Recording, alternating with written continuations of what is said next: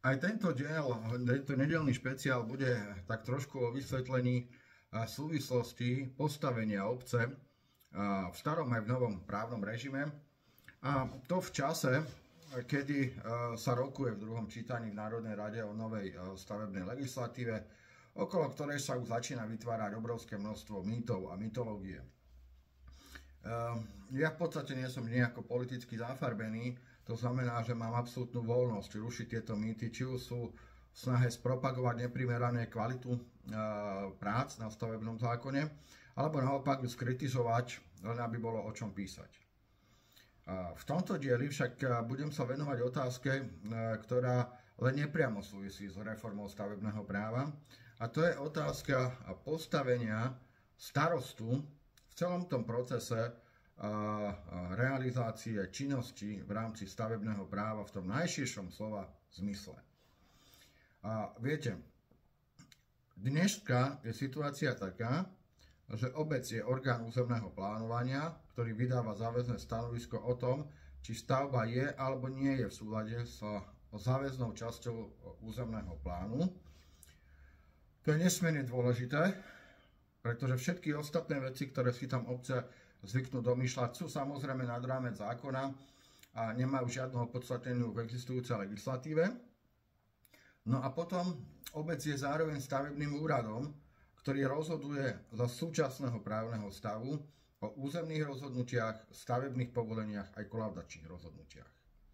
Obec však nie je nejaká Kolumbová žena, mytologická bytosť, ale je to organizácia, ktorá je zložená z celého radu úradníkov, má dva ústavom predpokladané orgány, a to je obecné zastupiteľstvo a starostu.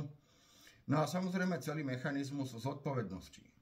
Najväčšiu zodpovednosť má ten, kto koná monokraticky, to znamená ten, kto koná v mene obce, ako je štatutár, ktorý podpisuje rozhodnutia, a ktorý obec reálne exekutívne vedie, a to je starosta alebo v meste primátor. Táto zodpovednosť je možné ju rozdeliť do niekoľkých kategórií, no samozrejme najviac sa pertraktuje v rámci Slovenska politická zodpovednosť, že jednoducho nie veľmi šikovný starosta nemusí vyhrať voľby. Ale potom je tu samozrejme zodpovednosť za škodu, ktorú môže spôsobiť obec nezákonným alebo nesprávnym úradným postupom. No a v neposlednom rade je tu trestnoprávna zodpovednosť. Tá trestnoprávna zodpovednosť sa odvíja od toho, že starosta je verejný činiteľ. To znamená, že disponuje z rôznych dôvodov osobitným postavením, ktoré môže niekedy slúžiť na jeho ochranu a naopak niekedy môže slúžiť aj v jeho neprospech, a to zvýšením trestných sadzieb či osobitnými skutkovými podstatami, ktoré môžu spôsobiť trestné stíhanie nie tak ani z hľadiska toho, že chcel niekomu ublížiť, alebo že chcel urobiť nejaký zlý následok, ale jednoducho svojou nedbanlivosťou, neodbornosťou zbabral plnenie dôležitej úlohy. To znamená, že trestné právo dneska, bez ohľadu na to, ako sa intenzívne využíva, je mimoriadne mocný nástroj na štatutára mesta alebo obce, v prípade, že jeho podriadení zlyhávajú. Nepoznám totiž obec na Slovensku, a ak sa mýlim, tak mňa opravte, kde by starosta fyzicky písal stavebné povolenia či záväzné stanoviska.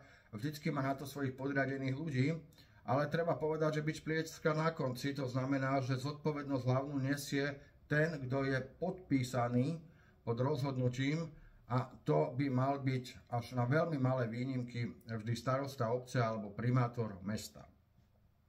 Druhá rovina, o ktorej sa veľmi málo hovorí na Slovensku a vznikla s veľkou kauzou zo susednej Českej republiky, Českého Krumlova, a to je trestné stíhanie poslancov za hlasovanie. Na Slovensku na to nemáme v práve jednoznačný názor. V Českej republike bolo takto odstíhaných, zdá sa mi, že 14 poslancov, len za hlasovanie, za, proti, alebo sa zdržal. Možno by to stálo za samostatnú odbornú diskusiu, či je to z hľadiska našich ústavných možností možné. Ale ja túto možnosť dávam do kontextu toho, že jeden z mimoriadne vážnych nástrojov stavebného práva, územný plán, sa prijíma práve v režime hlasovania poslancov. Hovorím, je pravda, že právnici nemajú jasno v tom, či je možné poslanca stíhať a trestať za hlasovanie. Na druhej strane, poslanec by mal byť mimoriadne opatrný, ak svojim hlasovaním v prípade prijímania územného plánu obmedzuje niekoho subjektívne práva alebo podnikateľské aktivity.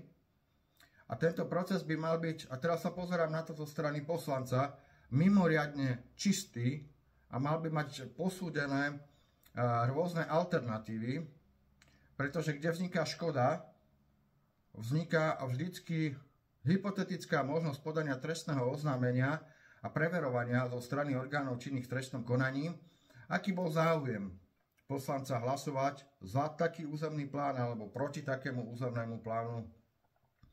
A pokiaľ na Slovensku je kontroverzné, či je možné poslanca stíhať za hlasovanie, tak v súvislosti s hlasovaním môžu existovať viaceré trestné činy, ako je napríklad trestný čin korupcie, ktoré už na Slovensku boli odstíhané a nie sú žiadnou raritou. V tom prípade ale nie je trestné to samotné hlasovanie, ale tá motivácia, ktorá hlasovaniu viedla. To znamená, že keby sme sa bavili o trestnom práve v súvislosti so stavebným právom a výkonom právomoci či už starostu alebo poslanca mestského zastupiteľstva, ale aj zamestnancov stavebných úradov, lebo tí napríklad pri štátnom stavebnom dohľade tiež majú právomoc a sú v režime verejných činiteľov. To znamená, že by sme našli veľmi veľa nástrojov, akým je možné sankcionovať nezákonné konanie. A ktorých aktov sa to konkrétne týka? No ja som už naznačil, že je to štátny stavebný dohľad, že je to vydávanie záväzných stanovísk obce o súlade so záväznou časťou územného plánu. Ale za súčasného právneho stavu sú to aj všetky správne konania, ktoré stavebný úrad ako obec vedie. To znamená územné, stavebné, kolaudačné konanie, legalizácia čiernej stavby, nariadenie stavebných prác a celý rad konaní, ktoré sa týkajú priestupkovej alebo deliktuálnej zodpovednosti. Tu všade obec ako autoritatívny orgán, predpokladaný zákonom, rozhoduje o právach a právom chránených záujmoch fyzických a právnických osôb a teda musí niesť ten, kto fyzicky rozhoduje, čo opakujem je vo väčšine prípadov starosta, aj právnu zodpovednosť.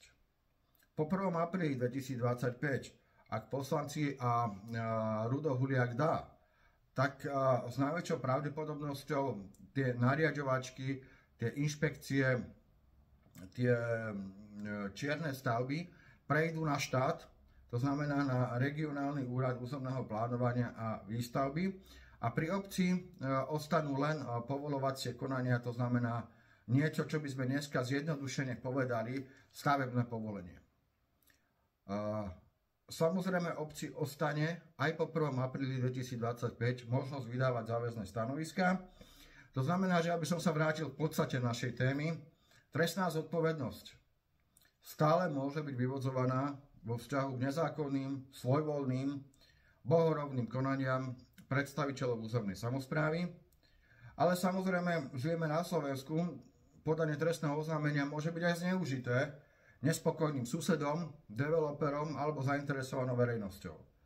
To znamená, že každý starosta, každý zamestnanec stavebného úradu, a keď hovorím starosta, myslím aj primátor, by vždy pri rozhodovaniach o stavebných veciach mal s istou veľkou mierou pokory brať do úvahy aj to, že tu máme trestné právo, ktoré mu môže poskytnúť ochranu, môže byť voči nemu zneužité, hovorím zo strany nespokojných účastníkov konania, ale môže byť aj bičom proti neoprávneným a nezákonným zákrokom, a to nie vždy len jeho, ale aj jeho podriadených zamestnancov, či už sú na stavebnom úrade alebo na útvare hlavného architekta. Prajem vám peknú nedeľu.